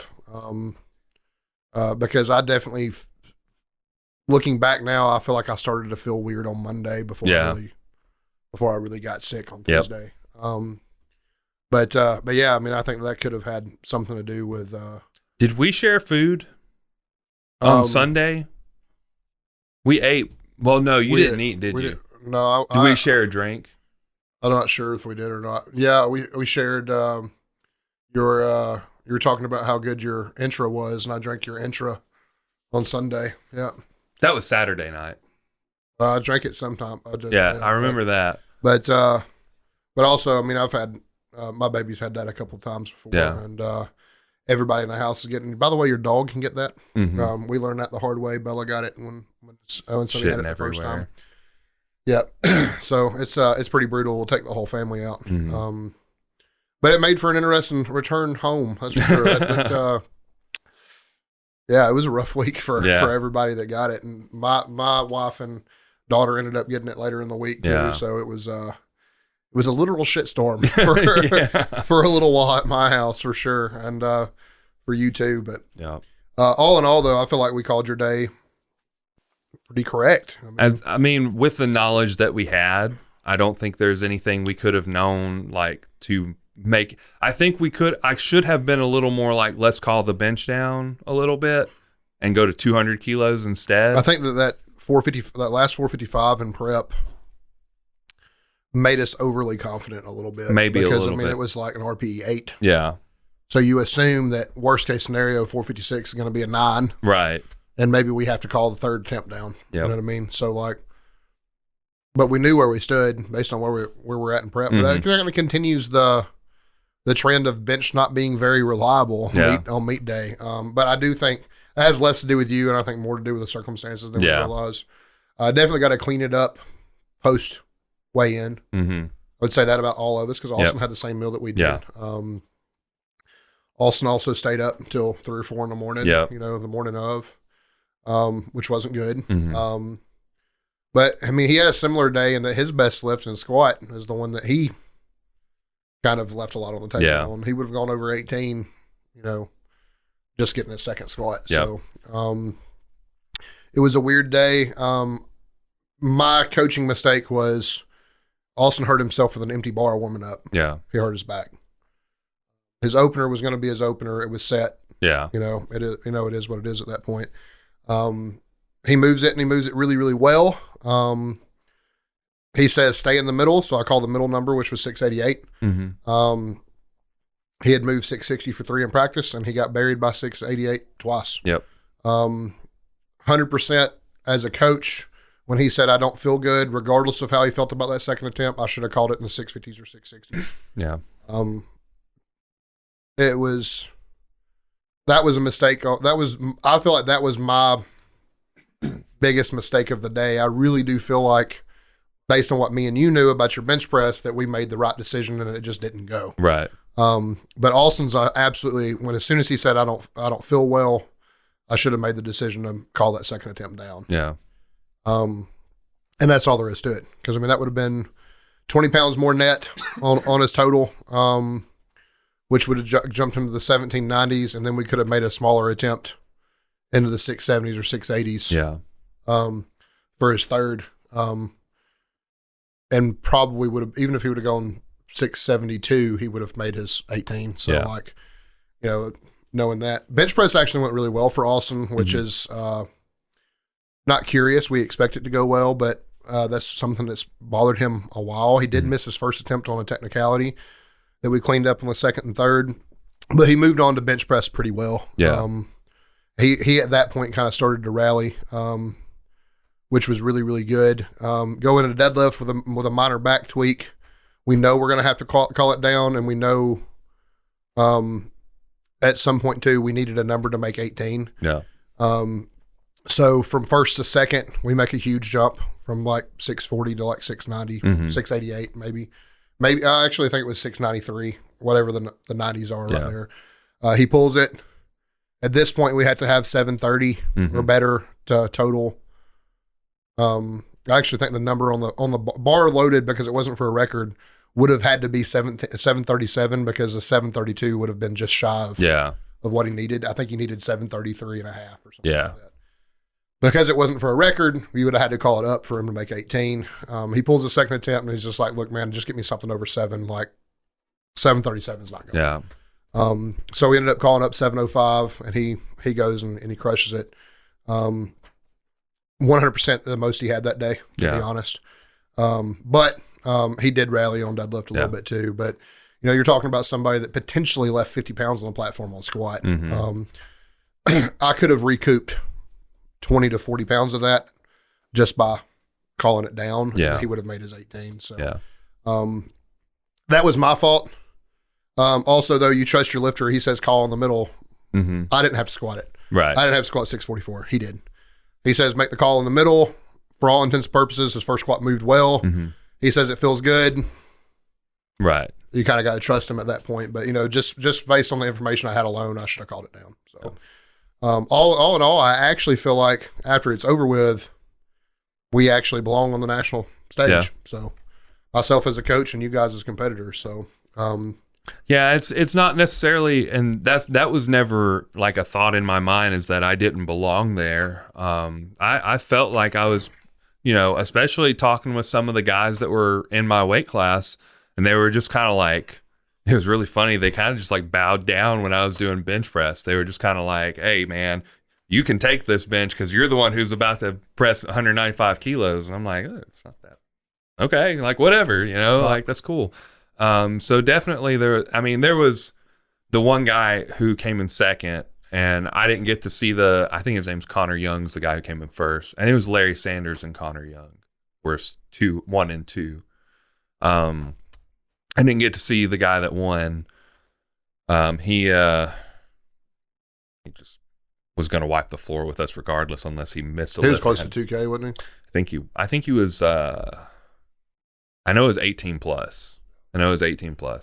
Maybe in the 1900s. So it was very much out of reach to win, and very much out of reach to win overall for the day. Yeah. But getting a podium on a national level is, it's not bad. No, not bad at all. Absolutely not. I think I was 3rd out of 11. I want to say there was 11 in my weight class, so not terrible. For sure. Yeah. It was in general, I feel like mostly a pretty good experience. And the venue I liked. Yeah, it was good. I actually, now that I'm adjusted to the speed of the meet, that wasn't so bad. Yeah. Having multiple lifters on the same platform in different flights made warm-ups difficult. Yeah. I got to see most of your warm-ups, at least initially. Yeah. And then didn't get to see much of bench press and deadlift. Yep. And then Austin's warm-ups I pretty much saw none of. Yeah. So that was a little hairy in a sense because it moved really quick. Yeah. I mean, it was very, very fast. I mean, you think about 11 people in a meet. I don't remember one of your lifts, or maybe it was one of Austin's lifts. We're taking his last warm-up, literally, he's 3 out. Yeah. And it wasn't because we planned bad. It was because it was just how fast the meet was moving. Like, dude takes his last warm-up. I chalk his back. He's on the platform. Yeah. Like, that was pretty much how fast it was. But you don't also want to sit there and get cold. Yeah. So we did push it a little bit. But I mean, like, it's going to make the transition back to local and state level meets pretty easy because, like, you've got a lot more time, sure. and that's not a slight at anybody, but you have 11 to 15 lifters on 2 different platforms. Mm-hmm. So yeah, you got 30 going at the same time, but it's like, well, I think it would have been, like closer to 40, I think. That's fair. Whatever the number was, but I mean, I think it was 40. No, there was like 60 in the AM sessions, 40 in the PM sessions, and then there was like 20 in the prime time. But it was back to back to back to back. Yeah. To back. It's very, very quick. The AM sessions probably would have been PM slower. session, I'd imagine, would have been slower too because they did a single platform for prime time, right? Yeah. Or prime time session. Yeah, prime time session. We were in PM. But, yep. So, like, that was probably a little bit more like a regular meet day, I'd imagine, for us. Prime time and AM are probably closer to it. PM is it's cool because you're kind of like in the upper echelon of the DOTS scores. You're not obviously good enough to be in, I guess middle, right? Yeah. Because you're not good enough to be in the prime time, but you're not in the AM session. So you're not doing too bad. Sure. So middle of the pack, and that's okay. Because, right. I mean, how long have I been powerlifting? Like 4 or 5 years? Sure. Yeah, I mean, it wasn't a bad place to be. In terms of, managing diet and fatigue, I would have rather been in PM than prime time. Yeah, prime time is going to be a little challenging to recover from. I guess the thing about it is you get the same 24 hours, but you just have to manage it differently. And you have to really focus in on. You would have had more time to sleep, more time to eat and stuff like that, Yeah. but you also got more time to wear yourself out. Yeah, exactly. So there's I don't know how I feel about that. The distance between lifts would have been helpful. Yeah. Because, instead of 5 to 7 minutes that we felt like we had, you probably had an honest 10 or 15 between attempts. So it would have been a little bit different. Yeah. But, all in all, I mean, I feel like, I learn something every time I coach a meet day. It is the hardest part about my job, regardless of what anybody says. There's a lot of programming that works. There's a lot of methodology that works. The hardest part to be good at is meet day. Yeah. And I'll tell you, especially when you have a big meet on the line like this, if you feel like anything's wrong as a coach at all, call it down. Yeah. Preserve the total. That's my biggest takeaway is I think the only time that you would not do that is when there's a specific goal, like a record or something, and it's just absolutely. Or unless it's just not there. Or if we had to cut somebody by 2.5 kilograms to win, right? If it's a situation like that, sure, it's different. But just what I told you though would have netted Austin a much better day. Yeah. I mean, with no other changes, if he just goes one more squat deep. Yep. He makes his 18. Maybe he didn't place any better, but he feels better about it. Yep. Like, I mean, there was a lot of stuff that went into it. And that matters, like how a lifter feels coming out of a meet, because that's the reason why, and it's in open powerlifting, so anybody can find out. But that's why I'm doing regionals, and I think it's 12 weeks from today, is because I'm upset about my performance. Like, so I never do a fast turnaround. I always take a long off season, about a year before I compete again. I'm going straight into regionals because I'm like, fuck it, man. Like, I mean, I want to get my records, you know? I mean, I think it's, I think it makes sense. I don't blame you one bit. So it might not make a lot of sense, to be honest with you. Well, I mean, it's not 8 weeks. It's right. Not, I mean, it is a full prep, if you want it to be. It's not ideal because I think me and you are both a big fan. At least when it comes to people I coach, I prefer a long off season to get healthy, to build muscle, to develop or redevelop skills, or whatever we need to do. You're just now a high bar squatter. We're still not 100% sure you're going to be a high bar squatter, but it's looking like it's trending toward you're probably permanently high bar. 12 more weeks of high bar could help out a whole lot. We don't know. So, I think there's a lot. We also discussed possibly going to 220 to break records. And mostly just because if I go to 220, it kind of makes the pressure for me like less so, because you're not permanently a 220 too. Right. And it's more of just like what can I do as far as my weight cut? How do I feel as a 220? Can I get, I don't know, like sub 10% body fat? Can I do something cool like that and compete and do well as a 220? I might do it and be like, fuck this. I'm never being a 220 ever again. I never want to be that small. I don't know. 220 and 242 are the most competitive classes, and I don't care what anybody says. 198 is still fairly competitive.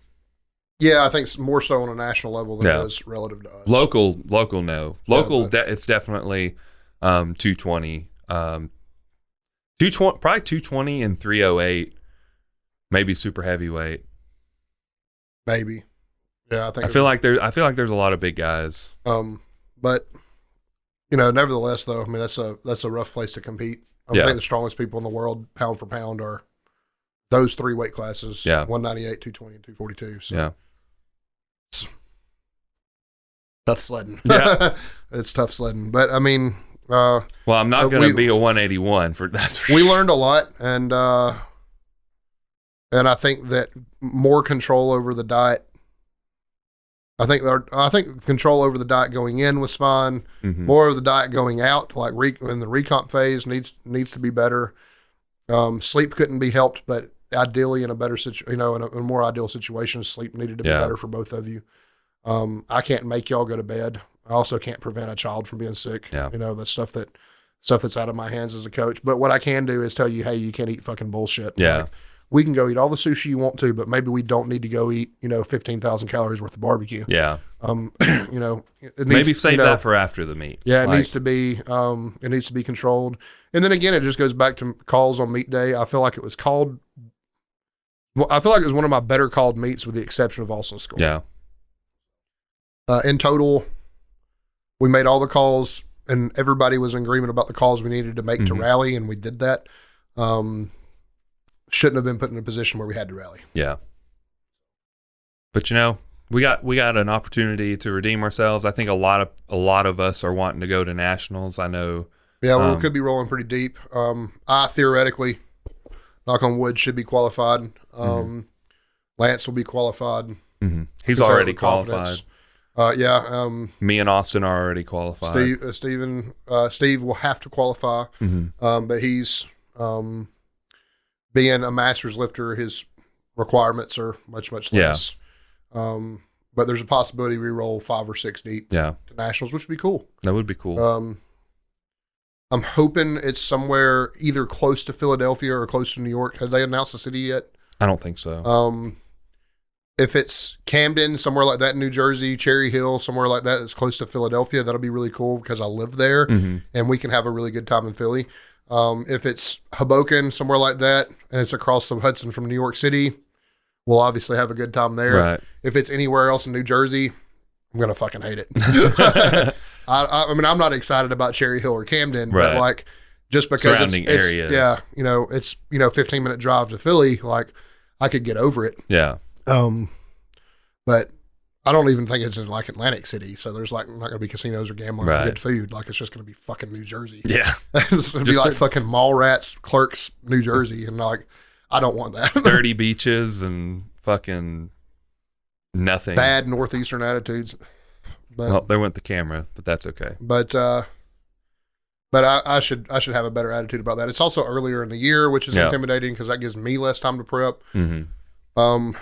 Also, don't know how I'm going to handle myself and 4 or 5 other lifters. Right. So, I'll expect that I'm going to be buying Ron a plane ticket and a hotel room and a bunch of food that weekend. Maybe so. Wholeheartedly, if I make it that far, I'm not going without him unless he has prior engagements that's going to take him somewhere else. But the hope is to have 2 or 3 coaches there present. Yeah.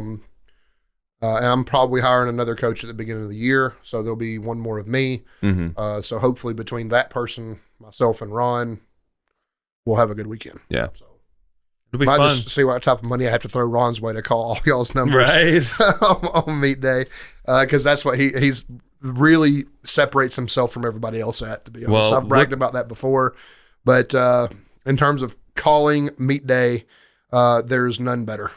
And in a very realistic sense, though, I feel like because of the dots, you'll probably have Lance and Steve in the AM sessions. Me and Austin will either be PM or prime time, depending on, I know he's talked about wanting to do another meet before. Yeah, he said he's going to get 18 before he competes at Nationals. So if we both meet a higher dots requirement, we may be in the primetime slot. And then you would either be probably AM or PM, or, I mean, you might surprise us and go in the primetime. I don't think I'm going to go in primetime. I would be surprised if I do what I think that I can do. I'd be surprised if I got pushed to AM. Mm-hmm. I wouldn't be mad at it. It's also going to be dependent on if I qualify as sub-masters or if I can qualify as open. Yeah. If I qualify as a sub, I'm going to be an AM. Yeah. Which would probably be the easiest thing for our day. It would give us more time. Depending on how bad I hurt myself. Yeah. But some separation from you two would be ideal for me. I would like y'all. Ideally, I would like to say I'm going to be in a PM session and you guys will be in prime time. Yeah. And that I'm injury free going into prime time so I can concentrate on my job as opposed to how much pain I'm in. How many painkillers and how much whiskey you have to drink to numb. Yeah, exactly. But I mean, for all intents and purposes, I'm calling my squats down all year next year. I'm going to go get enough to qualify, and I'm going to bench press and deadlift whatever I got to make up that dot score. And that's just the way it's going to be. So that's the way it's got to be. I might be the only lifter with, mid-forward bench press and a 500-pound squat at Nationals, but that was me. But you had a lot closer to 600 than I'm going to get. I know for my 450, I have to go 600, 440, and 710. Yeah. 440 and 710 doesn't seem near as intimidating as 600 does. Yeah. So, for 425, I don't know, haven't looked. I don't think I want to look. Go get what I have to get. Yeah. That's for open qualification. Subs 350 or 375 maybe. For 350 I should be able to do with the flu. you know what I mean? Right. That's probably a 1,400 pound total. I know. Here we go. I got a total 1,750 to go 450. So for dots, for any meet, it said 425 drug tested and 450 non-tested. And then for submasters, it's 375 drug tested and non-tested. And if you compete at regionals, it's... What was it? It's 425? 425 drug tested and 450 non-tested. I guess I fucked that up. And then for submasters, it's 375 for both drug tested and non-tested. And then if you compete at regionals, open is 335 drug tested, 360 non-tested. For submasters, it's 340 non-tested and 315 drug tested. So I will probably not get to compete in open. If you're not going to do regional, I guess you're not going to do regional. No, it's too close. Too close for what I would consider to be comfortable. If I did, it would be a tune-up meet just to ensure I got in as a sub. Well, you only need like 360. It'd probably be about RPE 6, 7, and 8 across the board, like is the way it would get called. That's probably the way squats are getting called anyway, to be honest with you. But, I mean, I do need max effort on bench press and deadlift. I think I can do it. We're going to find the fuck out. Yep, might as well. I definitely feel like 710s on the cards. I feel much better about that. Yeah, for sure. Than I would have. That's all that's all I can say. That's all you're going to say about that. Not going to talk about any parties or anything. Nope, not going to do anything. If I did it on tequila, it didn't count. I don't remember it. Is that what he was passing around, was tequila? That's what I had beforehand, and then there was some Proper 12 apple. Yeah, that's what being passed around. It smelled really good. It was good. I would have liked to try it, but I didn't want. I think the tequila made it a lot better. Fair. I'm not a big Irish whiskey fan.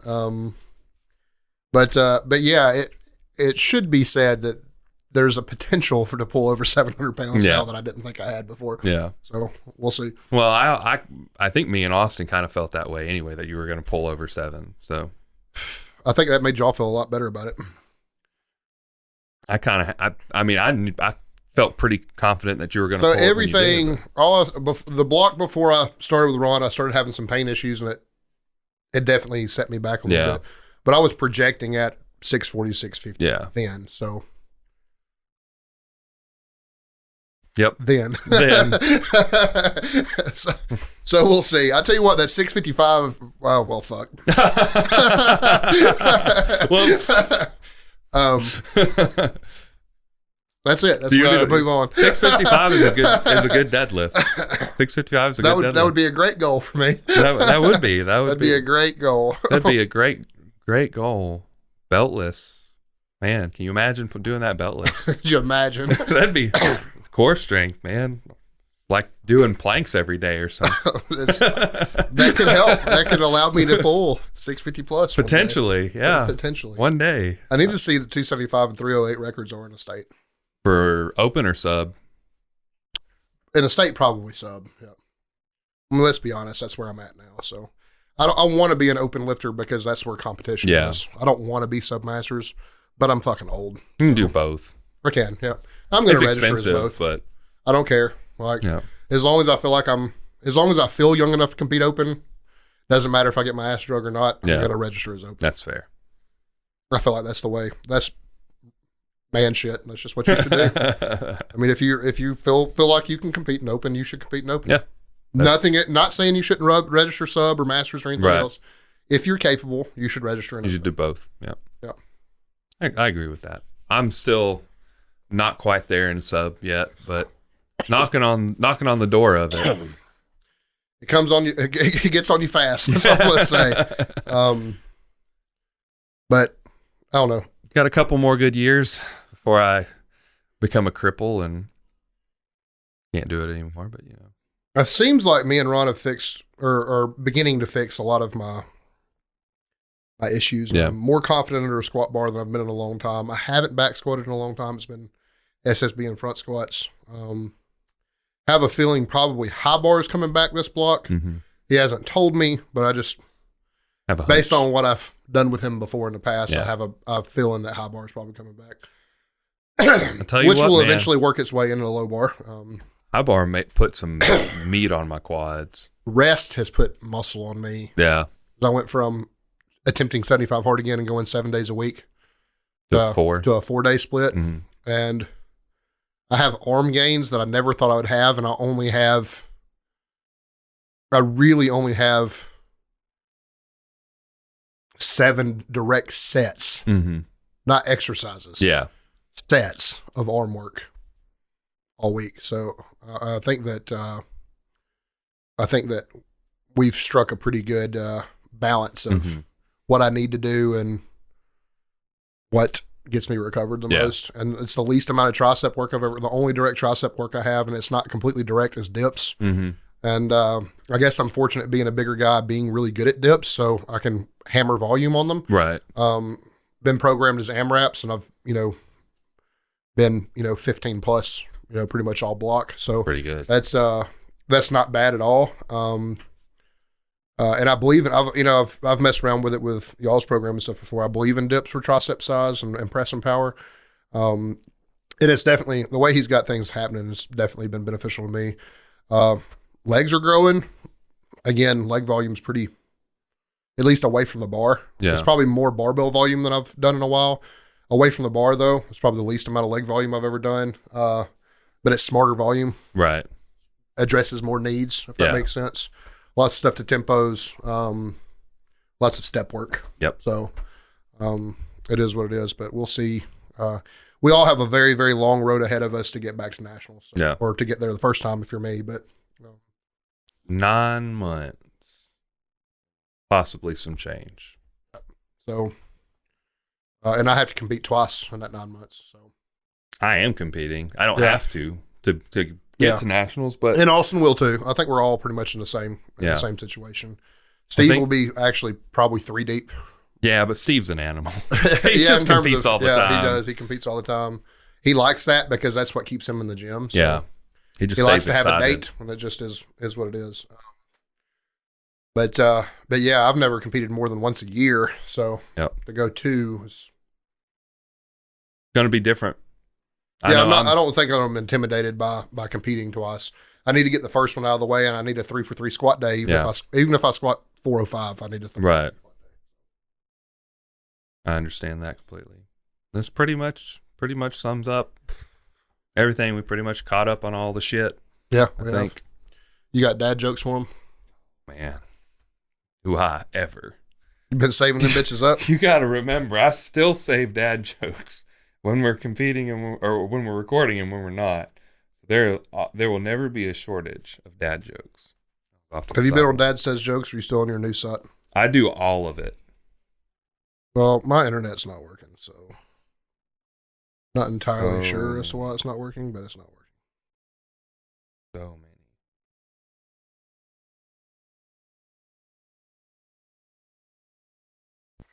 Let's see.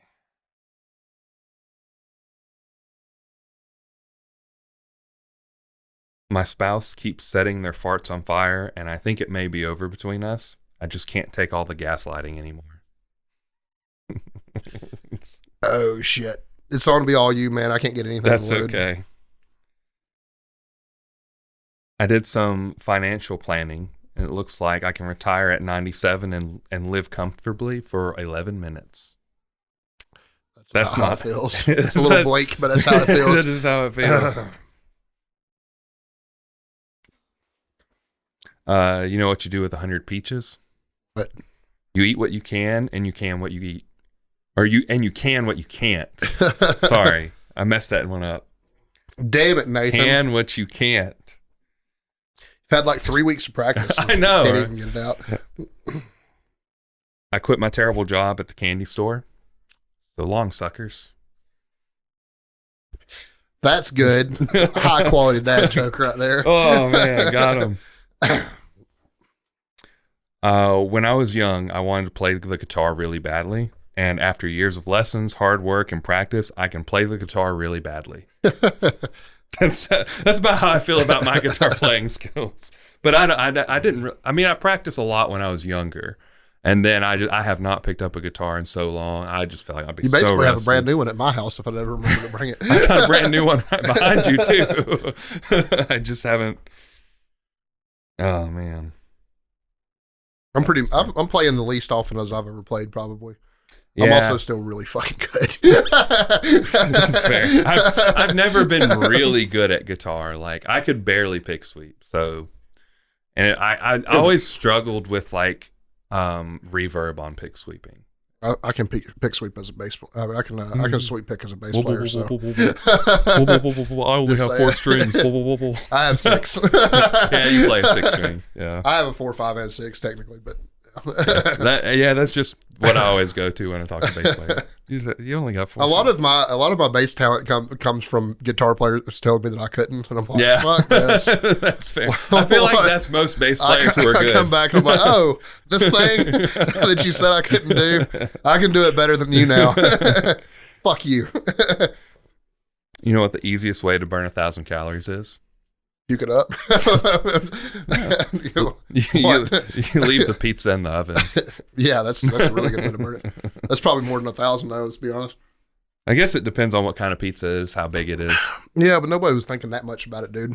No, not really. I think I've said some of these before and I didn't unsave. We've reached the end, maybe, potentially. Does he have another?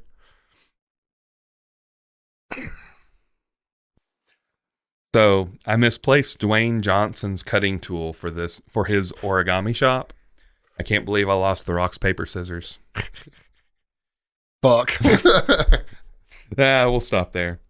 I'm just gonna look at these red velvet brownies now. All right. Well, that was the show.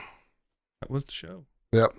It's okay to call it a show at the beginning, but at the end, but not at the beginning. Well, no, that's the difference between it is a show, but it is the Sip It and Rip It podcast. Yep. When you introduce the show, you introduce it as the Sip It and Rip It podcast. Exactly, but it's not the Semantics. Sip It and Rip It show. You can find us at Coleman_Barbell on Instagram, at Nathan Skedios, at Sip It and Rip It. You can listen to us on Spotify podcast, Apple Podcasts, subscribe to us on YouTube, leave likes, comments, rate us 5 stars, DM us questions, comments, anything you want to do. As they say on the Real AF podcast that I plagiarize every week, don't be a hoe, share the show. It helps out greatly. Shout out to Zach Rodriguez because he shares it all the time. Yeah, Zach does a really good job for us, and he was very supportive to you guys. Yes. In St. Louis, he's been a tremendous friend from a long distance, but he's been very, very good to us. Also has a lot of wisdom to impart. So, yep. With all the listeners that you see commenting, liking, sharing stuff, if you have questions for anything powerlifting related, he's a really, really good resource, as well as Richard, Ron, and Avery, who all listen, and then Miss Tammy as well. Yep. They all know what they're doing. Best of the best, truly, and super, super good resources for you guys. Also, shout out to Nick Oliver for becoming our new friend. Yeah, and he also listens to the show, I think. He does. Really interesting. That was kind of like, I messaged him. I can't remember what about. I was just talking to him a little bit on Instagram before Nationals. This was probably a few months back. And he said he listened to the show, and I had no idea he'd listened to the show because this is the first time I talked to him. And I was like, oh, shit. And he was like, yeah, I listen to it when I do cardio because it's the only thing that gets me through my cardio. And not too terribly long ago, he posted a story about him doing cardio, and he was like, this shit sucks. And he was playing a song or something, and I can't remember the what he was saying about the song or whatever. But all I could think was, we haven't posted an episode in so long, and so his cardio is miserable now. It probably Sorry, is. Nick. We'll just have to replay this one or listen to old ones, I guess. Right. We should be back on track. I think the only hiccup being we'll record on a Sunday because I'll be coaching a meet in Chattanooga on the 23rd, so I'll be gone 22nd, 23rd, probably come home sometime the 24th. Mm-hmm. But yeah, I think that should be our only hiccup from now until regionals. There may be some overtime that I work that may push us into Sundays or so, but it's just going to depend. But we should be back theoretically back on weekly rotation on a weekly now, basis. So, yeah, that's the show, guys. Bye, y'all.